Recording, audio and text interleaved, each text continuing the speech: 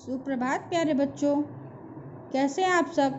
उम्मीद है आप सब अच्छे होंगे। आज हम पृष्ठ संख्या 21 के गाए गुनगुनाए के साथ पुनः प्रस्तुत हैं और आज हम एक और कविता पढ़ेंगे जिसका शीर्षक है 7 चिड़िया।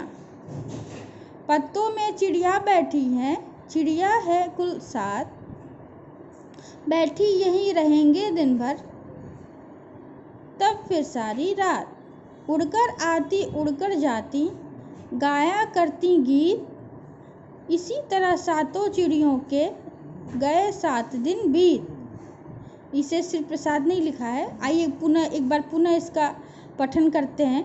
पत्तों में चिड़िया बैठी हैं, चिड़िया है कुल 7, बैठी यहीं रहेंगी दिन भर, तब फिर सारी रात। उड़कर आती उड़कर जाती, गाया करती गीत, इसी तरह सातों चिड़ियों के गए 7 दिन बीत। उम्मीद है आपको ये कविता पसंद आई होगी और आप भी मेरी तरह इसका पठन करेंगे और इसका स्मरण भी करेंगे।